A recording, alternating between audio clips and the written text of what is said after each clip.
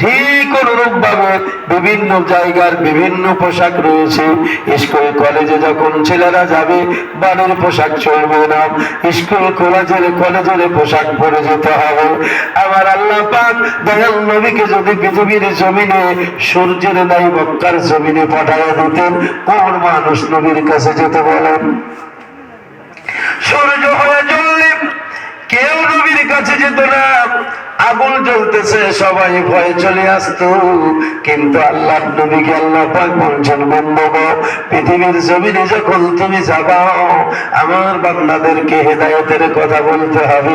সূর্যের মতো জ্বলতে হবে না, চন্দ্রের মতো জ্বললে হবে না, তবে তুমি চন্দ্র অপেক্ষা উত্তম, সূর্য অপেক্ষা উত্তম। আল্লাহ পাক নবীজিকে ডাক দিয়ে বলছেন, নবী গো আপনি হলেন সিরাজাও ওয়া কামারাম মুনীরা। সূর্যের সাথে প্রদীপের সাথে আল্লাহ পাক নবীজির উদাহরণ দিয়েছেন, চন্দ্রের সাথে উদাহরণ দিয়েছেন। সকাল বেলায় যে নবী পূর্ব দিকে দেখা যায়, সারাটা দিন 12 ঘন্টা আপনার অতিক্রম করে সন্ধ্যা নামিয়ে দিয়ে সূর্যকে আর ভারতের মাটিতে দেখতে পাওয়া যায় না।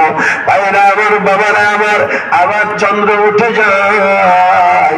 এই পৃথিবীর চাঁদ, পৃথিবীর সূর্য এই পৃথিবীকে রোশনি করে। আপনার আমার নবী এমন সূর্য, এমন চন্দ্র। পৃথিবীতে যখন মানুষ ছিল আদম পয়গম্বর, তখনও পূর্বে আদমের পূর্বে নবীজি মনে করেন ওদিকে সূর্য হয়ে চন্দ্র হয়ে আদম নবীকে চমকে দিয়েছেন, শীষ নবীকে চমকে দিয়েছেন, নূহ নবীকে চমকে দিয়েছেন, দাউদ নবীকে চমকে দিয়েছেন। প্রধান বক্তা, প্রধান অতিথি যদি প্রথমেই চলে আসে আর অন্যান্য অতিথিদের কাজ চলবে না। চলবে? প্রধান অতিথির আকর্ষণ সবাই তাকিয়ে থাকে প্রধান বক্তার দিকে, প্রধান অতিথির দিকে তাকিয়ে থাকে। তাই প্রধান অতিথিকে শেষে নামানো হয় মাঠে। কি গো? প্রধান অতিথিকে শেষে নামানো হয় মাঠে।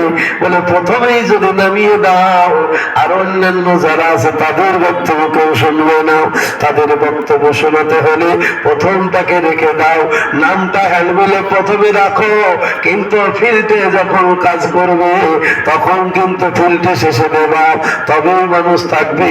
আমার আল্লাহ পাক বলেন, বন্ধু গো সবার আগে আমি তৈরি করেছি, কিন্তু তোমারে আমি পাঠাবো সবার শেষে।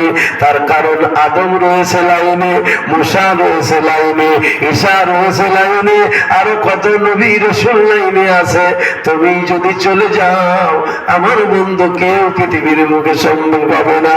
তাই আদমের বাবা একদিকে রাসূল, অপর দিকে রাসূলের বাবার নাম হলো আদম। এখনো হাকিকাত, এখনো মারিফাত, এখনো বাস্তবতা, আর একটা হলো মৌখিক আপনার সম্মুখে সুযোগ। ভাইরা আমার, বাবারা আমার, আল্লাহর নবী তো জাহানের বাদশা, তাজদারে মদিনা মুহাম্মদুর রাসূলুল্লাহকে আল্লাহ পাক সর্বপ্রথম তৈরি করে রেখে দিলেন। আদম নবী চমকে গেল, মুসা নবী চমকে গেল, সব নবীর পালা ক্রমে আপনার শেষ হয়ে গেল। এমন একটা টাইম পৃথিবীর জমিনে আসলো যখন পৃথিবী অন্ধকার। তার মানে সূর্য উঠতো না এমন নয়, পৃথিবীর মানুষের হৃদয় ছিল অন্ধকার।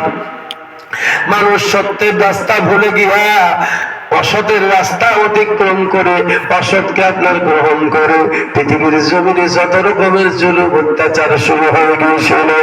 নারীদের কোনো সম্মান ছিল না, বাচ্চাদের মহব্বত ছিল না, বড়দের সম্মান ছিল না।